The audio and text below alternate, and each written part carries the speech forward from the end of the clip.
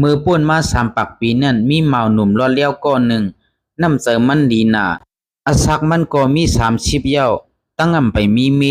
มีวันหนึ่งมันกว่าหมาเยอะยาติเนอร์นามั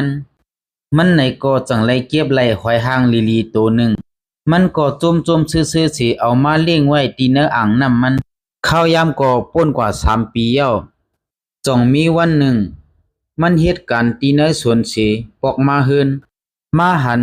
เข้าพักอุ่นๆใหม่ๆตั้มไว้อยู่ตีเหนือเพิ่นมันจังไรตัวตั้งนอกดังเนอก็อำหันเงาก้นสิก็มันก็ต้องไม่เข้าหน้าเย้าแลอำไรว่นชังเสจังไรนั่งกินข้าวอยู่เย้ามันใจก็ตั้งนั่งกินเสตั้งว่นว่าตีมีเผอมาเฮ็ดเข้าพักบันเก่าลองในเปมาเปียกเปิงเก่าว่ามันปอกกันมาเมื่อไหร่ก็เข้าพักเฮ็ดไว้อยู่ตาสิมันจังว่นว่าอำนั้นก็ปีโลเฮิรนห้องมาเฮ็ดปันเก่าหือมันจังไรกว่าถามปีโลปีโลเกาปอกมาเฮิรนเมื่อไหร่ก็เข้าพักเฮ็ดไว้ปีโลก็เฮ็ดปีโลมันก็ตอบว่ากำไรเฮ็ดล่ะเกาปอกมาก็เกาไรยินตีเฮิรนมาเสียงเฮ็ดเขาเฮ็ดพักกูว่าเนาะเกาตั้งถามว่าเมื่อปอกมาเจ้าสิเฮ็ดกวนแน่มันก็เป็นอันวนคำเจอเต้เพิ่นสำติมาเฮ็ดปันเก่ามันจังลาดว่าเกาได้ฮู้ลองในไฮไลท์ในอยู่มันก็เฮ็ดเหมือนกูวันป้าตั้งเสียมันเสกว่าเนื้อสวนมันกว่าเวกเสีย2-3 กำกวยขึ้นปอกมาเฮินจังไล่ไปมาลอยเสมาลักหลอมช่องตุยจำถึงกลางวันเย้าแลพาห่มน้ำนั่นก็ไล่ปืดงากออกมาหังกวยมันว่ายนั่นลูกเนื้ออ่างน้ำนั่นออกมานางห่างหนีห่างงามปอดถางว่าเป็นนางผีนางก็สั่งไล่มาเฮ็ดเขาเฮ็ดพักตีนมือไพ่ผายหนาแลเฮ็ดกำหนึ่งก็เย้าวายนั่นนางก็เอาเข้าพักตั้มไว้ตีเนอเพิ่นเชขึ้นกว่าอยู่ขึ้นตีเนออ่างน้ำอยู่เย้ามาหนุ่มรอดเลี้ยวก็ในก็มันจังวนเนอเสมันว่าเฮ้เก่าตัวพี่ท่าแน่วายนั่นมันมาลักช่องตัวอยู่กูวันก็เป็นจังไหนกูวันมันจังมานังเสียวนว่ามีผู้หญิงห่างดีห่างงามมาเฮ็ดเข้าพักบันเก่ากูวันเป็นย้อนสังหลา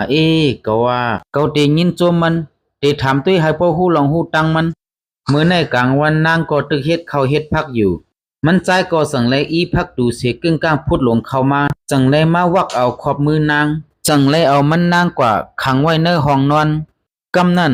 มันจังไลปอกมาปืดด้วยผ้าห่มอ่างน้ำมันจังไลหันก็คอยเป่าผู้ไว้อยู่เนื้อน้ำมันจังไลว่นว่านางหางดีในอำนั้นก็หอยในเย็นเปลี่ยนห้าในวายนั่นมันจังไลลักเอาขอกหอยนั่นกว่าลักเสียงเป็ดตั้งหลังเฮือนมันนั่นจังปอกมาปืดพักตูปันนางออกมาขึ้นในข้องนางก็ปอกมาขึ้นตีอ่างน้ำนั่นอำไรหันขอกหอยมันเยาแหล่มันก็เลยตื้อเจอเต้ปีซ้ายข้าได้เป็นนางหอยค้ำเมื่อวันนั้นปีซอยแถมอาซาเย้าก็เลยเลี้ยงข้ามา3 ปีข้าจังเลยมาตบแต้งกงมุนปี